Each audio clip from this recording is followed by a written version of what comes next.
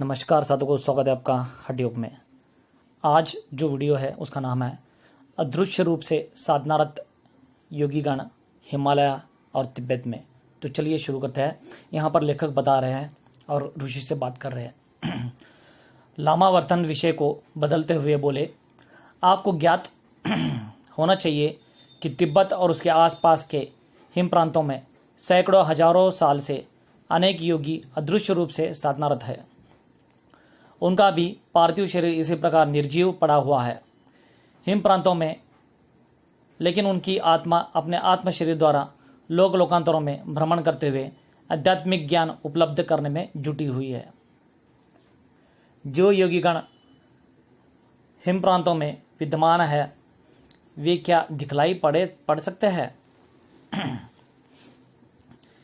ऐसे कवि के प्रश्न करने पर उत्तर में लामावर्तन में बतलाया कि तिब्बत और उसके आसपास, यानी कि तिब्बत जो प्रांत है वहाँ पर और उसके आसपास के हिम प्रदेशों में कितने योगी और साधकगण होंगे, यहाँ तो निश्चित रूप से बतलाना नहीं जा सकता। लेकिन जहाँ तक प्रश्न उनके पार्थिव शरीर का है, वे अपने स्थानों पर रहते हुए भी अदृश्य है, यानी कि दिखाई नहीं देते, चर्म चक्षु से परे है, आप देख नहीं सकते। साधारण जन उनके शरीर को देख नहीं सकते। क्यों? इसलिए कि उनका शरीर मृत्यु होते हुए भी रजत रज्जु के कारण मृत्यु नहीं होता। अधिक समय तक एक ही स्थिति और एक ही अवस्था में उनके शरीर के रहने के फलस्वरूप वहाँ प्राकृतिक रूप से चतुर्थ आयामी हो जाता है, यानी कि फोर्थ डायमेंशन। और यही कारण है कि अपने स्थान पर उनके शरीर को रहते हुए भी साधारण व्यक्ति उन्हें देख नहीं पाता। लेकिन कालांतर में जब योगी अपने पार्थिव शरीर में लौटता है तो स्वयं अपने आप उसका पार्थिव शरीर तृतीय आयामी होकर प्रकट हो जाता है, यानी कि वापस दिखाई देने लगता है। इसके अंदर क्या रहस्य है यहाँ बतलाया नहीं जा सकता। एक बात मेरी समझ में नहीं आई, यानी कि कवि बता रहे हैं वह यहाँ कि इस प्रकोष्ठ में भी उसी प्रकार के योगियों के शरीर विद्यमान है और वहाँ भी लगभग 250 वर्षों से। फिर वे क्यों चर्म चक्षु से परे नहीं है? इसका क्या कारण है? इनका क्यों नहीं चतुर्थ आयामी हो गया पार्थिव शरीर? अभी वो पूछ रहे हैं। तो ऐसे पूछने पर लामावर्तन मुस्कुराते हुए बोले, आपका तर्क ठीक है, लेकिन मैं इसका कारण जो बतलाऊंगा क्या आप उस पर विश्वास करेंगे? क्यों नहीं? ऐसा कवि ने बोला। बुद्धि को लेकर नहीं, श्रद्धा और विश्वास को लेकर चला हूँ मैं इस हिम यात्रा पर, यानी कि हिमालय की यात्रा में। बुद्धि को तो काशी में ही छोड़ आया हूँ, कवि ऐसा बताया। लामा बोले, एक बार गंभीर दृष्टि से मेरी ओर देखा और फिर, यानी कि कवि की ओर देखे और फिर कहने लगे, इसके कई कारण हैं। पहला तो यही कि ये सभी मृत समाधिस्थ योगी इसी मठ के सदस्य है और इसी मठ में रहकर साधना भी रहते हैं, इसलिए उनके शरीर को सुरक्षा की दृष्टि से रखा जाया है और इसलिए यहाँ दिखाई भी देते हैं।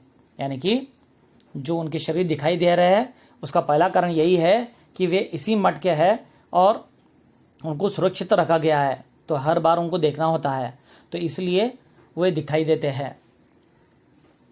यथा समय पार्थिव शरीर में वापस लौटने पर जहाँ संसार की यात्रा समाप्त की थी वहीं से पुनः अपनी जागतिक यात्रा शुरू कर सके। वह दूसरा कारण यह भी है कि यह प्रकोष्ठ मंत्रपूत है। प्रकोष्ठ के वातावरण में आपने एक अनिर्वचनीय सुगंध का अनुभव किया होगा। हाँ, अभी भी कर रहा हूँ, ऐसा कवि ने बताया। आपकी मन शक्ति और प्राण शक्ति कुछ मात्रा में अधिक बढ़ गई होगी। मेरी ओर देखते हुए लामावर्तन बोले, यानी कि कवि की ओर देखते हुए, जी हाँ, ठीक कहा आपने। मेरे मन में सोचने विचारने की शक्ति भी बढ़ गई है, यानी कि कवि के मन में, और उसी के साथ जीवन शक्ति भी, यानी कि लाइफ विटल एनर्जी बढ़ गई है वहाँ कवि की, क्योंकि अपने आप में अधिक उल्लास, प्रफुल्लता और स्फूर्ति का अनुभव कर रहे थे वहाँ कवि। आगे बोले, बिल्कुल ठीक कहा आपने। लामावर्तन बोले, आपको ज्ञात होना चाहिए कि यहाँ सब उसी सुगंध का परिणाम है जो मंत्रपुत होने के कारण स्वयं उत्पन्न हुआ है इस प्रकोष्ठ में। वास्तव में यह नैसर्गिक सुगंध है। सच पूछा जाए तो प्रकोष्ठ के मंत्र को पूत होने तथा उससे उत्पन्न इस नैसर्गिक सुगंध के फलस्वरूप इन योगियों की पार्थिव काया त्रियायामी बनी हुई है। कुछ क्षण चुपचाप मौन साधे निर्मेश दृष्टि से योगियों की आस्तिक काया की ओर निहारता रहा उस कवि। फिर सिर घुमाकर लामावर्तन से बोले, वहाँ कवि जिज्ञासा है और मेरी क्या है, व्यक्त करिए, उसका भी समाधान हो जाएगा, ऐसा लामावर्तन ने कवि से बताया। लामावर्तन थोड़ा हंसकर बोले, आपके कथानुसार, यानी कि अभी लामावर्तन उस कवि को बता रहे हैं, आपके कथानुसार पिछले 250 वर्षों से इन योगों का समाधि यहाँ पर लगा हुआ है इस मठ में, यहीं पे, और उनकी अस्थिकाया वेदियों पर पाषाणावत बैठी हुई है, बिल्कुल स्थिर भाव से। काया पर मांस का एक साधारण सा टुकड़ा भी नहीं है, नस नड़िया भी कहीं दिखलाई नहीं दे रही है, सब हड्डी हड्डी ही है, प्राण संचालन का तो कोई प्रश्न ही नहीं है। एक प्रकार से तो इन सभी महात्माओं का शरीर कंकालवत ही है।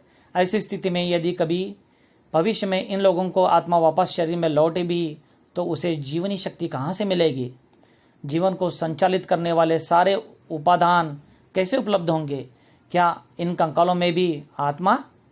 यानी कि कवि पूछ रहे हैं, मेरे वाक्य को पूरा ना होने दिया लामावर्तन ऐसा बता रहा है। बीच में ही बोल पड़े, महाशय, लौकिक दृष्टि से आपका कहना अपने स्थान पर बिल्कुल सत्य है, लेकिन आपको ज्ञात होना चाहिए कि योगी समाज का संसार अलग है, वहाँ प्रकृति के वशीभूत कुछ भी नहीं है, इसलिए सब कुछ संभव है। मनुष्य जिस सत्य की कल्पना भी नहीं कर सकता, वहाँ सत्य वहाँ विद्यमान है, यानी कि इस योगी लोग में विद्यमान है। आपकी, यानी कि उस कवि की जिज्ञासा का समाधान में केवल इतना ही कहना पर्याप्त होगा कि आत्मा के आगमन के पूर्व इन सभी योगियों के शरीर पूर्ववत हो जाएंगे। देखने वालों को ऐसा लगेगा कि वे लोग गहरी निद्रा से अभी अभी जगे हैं।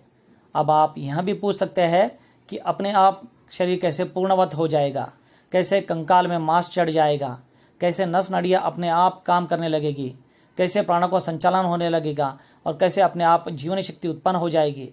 इन तमाम प्रश्नों और जिज्ञासाओं का उत्तर मात्र एक ही है, और वहाँ यह कि ये सब योग माया की लीला है, जो अपने आप से अति रहस्यमय है और जिसे परमेश्वर के अलावा एक परम सिद्ध योगी ही जान समझ सकता है और कोई नहीं। आइए ऊपर चले, यह कहकर लामावर्तन खट खट कर सीढ़ियाँ चढ़ने लगे। अभी लामावर्तन ने यहाँ पूर्व विस्तार से बताया उस कवि को कि क्या सत्य है, कैसा है, कैसे योगीगण सिद्धगण कैसे अचानक उनको प्राप्त होता है। बस इतना ही था, मिलते हैं अगले वीडियो में। जय हिंद।